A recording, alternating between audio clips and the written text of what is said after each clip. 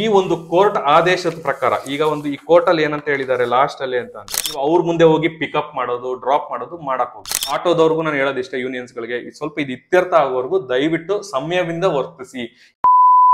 ಬೆಂಗಳೂರಲ್ಲಿ ಆಗಿರ್ಬೋದು ಅಥವಾ ಮೈಸೂರಲ್ಲಿ ಆಗಿರ್ಬೋದು ರ್ಯಾಪಿಡೋ ಕ್ಯಾಪ್ಟನ್ಸ್ ಗಳು ಆರಾಮಾಗಿ ನಮ್ಮ ರ್ಯಾಪಿಡೋ ಬೈಕ್ ಟ್ಯಾಕ್ಸಿ ಸರ್ವಿಸ್ ನ ನಮ್ಮ ಕಸ್ಟಮರ್ಸ್ಗೆ ಆರಾಮಾಗಿ ಕೊಡ್ಬೋದು. ಒಂದು ವೇಳೆ ನಿಮ್ಗೆ ಏನಾದ್ರೂ ಆಟೋದವ್ರ ಇಶ್ಯೂಸ್ ಆಗಿರ್ಬೋದು ಅಥವಾ ನಿಮ್ಗೇನಾದ್ರ ಒಂದು ಫೀಲ್ಡ್ ಅಲ್ಲಿ ಇರ್ಬೇಕಾದ್ರೆ ಬೆಂಗಳೂರಲ್ಲಾಗ್ಲಿ ಅಥವಾ ಮೈಸೂರಲ್ಲಾಗ್ಲಿ ನಿಮ್ಗೆ ಏನಾದ್ರು ಆಟೋದವರು ತೊಂದರೆ ಕೊಟ್ರೆ ಈ ಒಂದು ಕೋರ್ಟ್ ಆದೇಶದ ಪ್ರಕಾರ ಈಗ ಒಂದು ಈ ಕೋರ್ಟ್ ಅಲ್ಲಿ ಏನಂತ ಹೇಳಿದ್ದಾರೆ ಲಾಸ್ಟ್ ಅಲ್ಲಿ ಅಂತ ಅಂದ್ರೆ ಯಾರಾದ್ರೂ ಒಂದು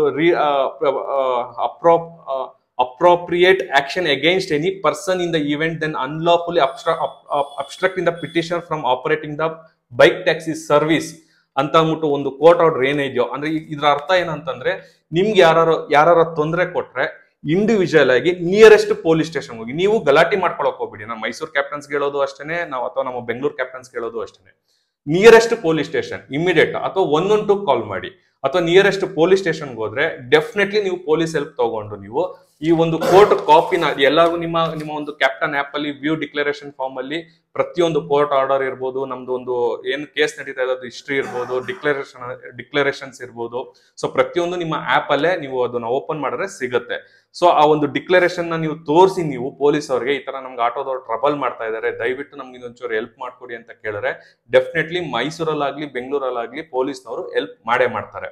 ಸೊ ಆ ಆಟೋದವ್ರನ್ನ ಕರೆಸ್ತಾರೆ, ಆಟೋದವ್ರಿಗೆ ನೋಡಪ್ಪ ಅವ್ರದ್ದು ಕೋರ್ಟ್ ಕಾಪಿ ಇದೆ, ನೀನ್ ಡಿಸ್ಟರ್ಬ್ ಮಾಡಬಾರ್ದು ಅಂತ ಕ್ಲಿಯರ್ ಆಗಿ ಅವ್ರಿಗೆ ಒಂದು ವೇಳೆ ತಿಳಿ ಹೇಳಿ ಕಳಿಸ್ಬೋದು. ಅಥವಾ ಅದು ಸ್ವಲ್ಪ ಏನಾದ್ರು ನೆಕ್ಸ್ಟ್ ಲೆವೆಲ್ ಹೋಗ್ತೀನಿ ಅಂತಂದ್ರೆ ಕೇಸು ಕೂಡ ಫೈಲ್ ಆಗ್ಬೋದು. ಸೊ ಯಾರು ಕೂಡ ಪ್ಯಾನಿಕ್ ಆಗೋ ಅವಶ್ಯಕತೆ ಇಲ್ಲ.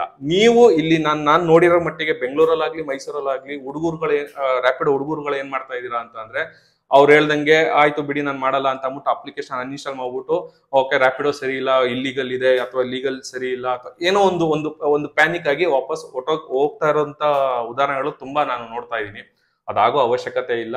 ಏನಕ್ಕೆ ಅಂತಾರೆ, ನಾವು ಬಿಸ್ನೆಸ್ ಮಾಡ್ತಾ ಇರೋದು ಕೋರ್ಟ್ ಆರ್ಡರ್ ಮೇಲೆ. ಇವನ್ ನಾನು RTO ಗಮನಕ್ಕೂ ತಂದಿರೋದು, ಅವ್ರು ಮನವರಿಕೆ ಮಾಡಿರೋದು ಕೂಡ ಒಂದು ಕೋರ್ಟ್ ಜಡ್ಜ್ಮೆಂಟ್ ಕೊಟ್ಟ ಮೇಲೆನೆ ಅವರು ಒಂದು ಮನವರಿಕೆ ಮಾಡ್ಕೊಂಡಿದ್ದಾರೆ. ಸೊ ಅದಕ್ಕೆ ನಾನು ಅವ್ರಿಗೆ ಕೃತಜ್ಞತೆ ಹೇಳಕ್ ನಾನು ಇಷ್ಟಪಡ್ತೀನಿ. ಯಾಕಂದ್ರೆ ಅವರು ಕರೆಕ್ಟ್ ಆಗಿ ಯಾರೇ ಆಗ್ಲಿ ಕಾನೂನ್ಗೆ ನಾವು ಎಲ್ಲರೂ ತಲೆ ಬಾಗ್ಲೇಬೇಕಾಗತ್ತೆ. ಸೊ ಎಲ್ಲರೂ ಕಾನೂನ್ ಪ್ರಕಾರನೇ ಎಲ್ಲಾನು ನಾವು ಮಾಡ್ತಾ ಇದೀವಿ. ಮತ್ತೆ ನಾವು ಸರ್ಕಾರಕ್ಕೆ ನಾವೇನು ಮೋಸ ಮಾಡಿ ನಾವೇನು ಆಪರೇಷನ್ ಮಾಡ್ತಾ ಇಲ್ಲ. ಯಾಕಂದ್ರೆ ಮೈಸೂರು ಕ್ಯಾಪ್ಟನ್ಸ್ ಆಗ್ಲಿ ಬ್ಯಾಂಗ್ಳೂರ್ ಕ್ಯಾಪ್ಟನ್ಸ್ ಆಗ್ಲಿ ಯಾರ್ಯಾರು ರ್ಯಾಪಿಡೋ ಕ್ಯಾಪ್ಟನ್ ಆಗಿ ಯೂಸ್ ಮಾಡ್ತಾ ಇದೀರಾ ಪ್ರತಿಯೊಬ್ರು 5% ಅನ್ನೋದು ನಾವು ಗೌರ್ಮೆಂಟ್ಗೂ ಕೂಡ ನಾವು ಪೇ ಮಾಡ್ತಾ ಇದೀವಿ. ಸೊ ಇದರಿಂದ ಸರ್ಕಾರಕ್ಕೂ ಏನು ನಾವು ಮೋಸ ಮಾಡ್ತಾ ಇಲ್ಲ. ಕೋರ್ಟ್ ಆರ್ಡರ್ ಬರೋವರ್ಗುನು ಅಂದ್ರೆ ಅದು ಇವತ್ತು ಬರ್ಬೋದು ಅಥವಾ ನಾಳೆ ಬರ್ಬೋದು ಅಥವಾ ಅದು ಯಾವಾಗ ಡಿಸಿಷನ್ ಕೊಡುತ್ತೋ, ವೆದರ್ ಅವರು ಬ್ಯಾನ್ ಮಾಡಿ ಇಲ್ಲ ಬೈಕ್ ಟ್ಯಾಕ್ಸಿ ಬೇಡ ಅಂತಾರೆ, ನಾವು ಡೆಫಿನೆಟ್ಲಿ ನಾವು ಬ್ಯಾನ್ ಮಾಡ್ಲೇಬೇಕಾಗುತ್ತೆ ಅಥವಾ ನಾವು ಬೈಕ್ ಟ್ಯಾಕ್ಸಿ ಸರ್ವಿಸ್ ನ ಸ್ಟಾಪ್ ಮಾಡ್ಲೇಬೇಕಾಗುತ್ತೆ. ಅವ್ರು ಮುಂದುವರ್ಸಿ ಅಂತಾರೆ, ನಾವು ಮುಂದುವರ್ಸ್ತೀವಿ. ಸೊ ಇದು ಇತ್ಯರ್ಥ ಆಗೋವರೆಗೂ ನಾನು ಈ ಒಂದು ಪಾಯಿಂಟ್ ಅಲ್ಲಿ ನಾನು ಆಟೋದವ್ರಿಗೂ ಕೇಳ್ಕೊಳ್ಳೋದು ಇಷ್ಟೇನೆ, ಆಟೋ ಯೂನಿಯನ್ಸ್ ಗಳು ಕೇಳ್ಕೊಳ್ಳೋದು ಇಷ್ಟೇನೆ. ನಾನು ದಯವಿಟ್ಟು ಒಂದು ಕೋರ್ಟ್ ಆದೇಶ ಬರೋವರೆಗೂ ದಯವಿಟ್ಟು ಎಲ್ಲರೂ ತಾಳ್ಮೆಯಿಂದ ಇರೋದಕ್ಕೆ ನಾನು ಈ ಮೂಲಕ ನಾನು ಕೇಳ್ಕೊಳಕ್ ಇಷ್ಟಪಡ್ತೀನಿ. ಒಂದು ರಿಕ್ವೆಸ್ಟ್ ಇದೊಂದು ನನ್ನ ಕಡೆಯಿಂದ. ಸೊ ಮೈಸೂರಲ್ಲೂ ಇಶ್ಯೂಸ್ ಆಗುತ್ತೆ, ಇಲ್ಲ ಅಂತಲ್ಲ, ಬೆಂಗಳೂರಲ್ಲೂ ಇಶ್ಯೂಸ್ ಆಗುತ್ತೆ. ಮೈಸೂರಲ್ಲಿ ನಮ್ಗೆ 2-3 ಕಡೆ ಒಂದು KSRTC ಬಸ್ ಸ್ಟ್ಯಾಂಡ್ ಇರ್ಬೋದು ಅಥವಾ ರೈಲ್ವೆ ಸ್ಟೇಷನ್ ಅಲ್ಲಿ ಇರ್ಬೋದು. ಈ ಕಡೆ ಈ ತರ ಬೆಂಗಳೂರಲ್ಲಿ ಮೆಜೆಸ್ಟಿಕ್ ಸುತ್ತಮುತ್ತ ಇರ್ಬೋದು. ಸೊ ಎಲ್ಲಾ ಕಡೆ ಎಲ್ಲೆಲ್ಲಿ ಹಾಟ್ ಸ್ಪಾಟ್ ಗಳಿದೆ ಅಲ್ಲೂ ಕೂಡ ನಾನು ಹೇಳೋದಿಷ್ಟೇನೆ ಹುಡುಗರುಗಳಿಗೆ, ಅಲ್ಲಿ ಹುಷಾರಾಗಿ ಪಿಕಪ್ ಮಾಡಿ ಡ್ರಾಪ್ ಮಾಡಿ. ಹಂಗಂತ ನೀವು ಕದ್ದು ಮುಚ್ಚಿ ಮಾಡಿ ಅಂತ ನಾನು ಹೇಳ್ತಾ ಇಲ್ಲ. ಈಗ ಅವರು ಆಟೋದವ್ರಿಗೂ ಒಂದು ಫ್ರಸ್ಟ್ರೇಷನ್ ಅನ್ನೋದಿರುತ್ತೆ, ಬೆಳಗ್ಗೆಯಿಂದ ಬಾಡಿಗೆ ಸಿಕ್ಕಿಲ್ಲ, ಅದಿಲ್ಲ ಇದಿಲ್ಲ ಅಂತ ಅವರು ಒಂದು ಫ್ರಸ್ಟ್ರೇಷನ್ ಮೈಂಡ್ ಅಲ್ಲಿ ಇರ್ತಾರೆ. ಸೊ ನೀವು ಅವ್ರ ಮುಂದೆ ಹೋಗಿ ಪಿಕಪ್ ಮಾಡೋದು ಡ್ರಾಪ್ ಮಾಡೋದು ಮಾಡಕ್ ಹೋಗ್ಬೇಡಿ. ಸೊ ದೂರದಲ್ಲಿ ಆಟೋ ಸ್ಟ್ಯಾಂಡ್ ಏನಾದ್ರು ನಿಯರೆಸ್ಟ್ ಇತ್ತು, ಆಟೋ ಸ್ಟ್ಯಾಂಡ್ ಇಂದ ಸ್ವಲ್ಪ ದೂರದಲ್ಲಿ ಪಿಕಪ್ ಮಾಡಿ. ನಾ ಮೈಸೂರು ಕ್ಯಾಪ್ಟನ್ಸ್ಗೂ ನಾನು ಇದನ್ನೇ ಗೈಡೆನ್ಸ್ ಕೊಡೋದು, ಬೆಂಗಳೂರಿಗೂ ಇದನ್ನೇ ನಾನು ಗೈಡೆನ್ಸ್ ಕೊಡ್ತೀನಿ. ಸೊ ಯಾವಾಗ ನೀವು ಮ್ಯಾಕ್ಸಿಮಮ್ ದೂರದಲ್ಲಿ ಪಿಕಪ್ ಮಾಡಿ ಡ್ರಾಪ್ ಮಾಡೋದು ಮಾಡ್ತಿರೋ ಅವಾಗ ಅಟ್ಲೀಸ್ಟ್ ಒಂದು ಇಶ್ಯೂಸ್ ಅನ್ನೋದು ಸ್ವಲ್ಪ ಕಂಟ್ರೋಲ್ ಆಗ್ತಾ ಬರುತ್ತೆ.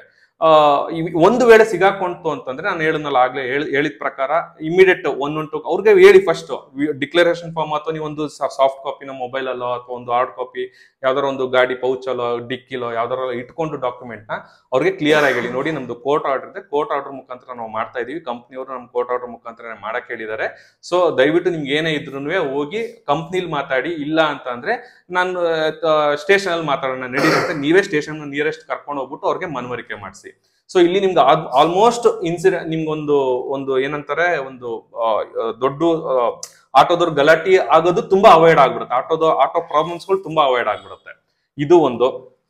ಇದ್ರ ಜೊತೆಗೆ ಮತ್ತೆ ಕಸ್ಟಮರ್ ನಾವು ಬಂತು ಅಂತಂದ್ರೆ ಕಸ್ಟಮರ್ ಕೂಡ ನಾವು ಈಗ ನಾನ್ ನೋಡ್ತಾ ಇರೋ ಕಮೆಂಟ್ಸ್ ಗಳು ಇರ್ಬೋದು ಅಥವಾ ಒಂದು ಮೆಸೇಜಸ್ ಇರ್ಬೋದು ಅಥವಾ ಏನೇನ್ ಯಾವ್ಯಾವ್ದು ಮೋಡ್ ಆಫ್ ಸೋಷಿಯಲ್ ಮೀಡಿಯಾದಲ್ಲಿ ನೋಡ್ತಾ ಇರುವಂತ ಕಮೆಂಟ್ಸ್ ಗಳು ಇರ್ಬೋದು.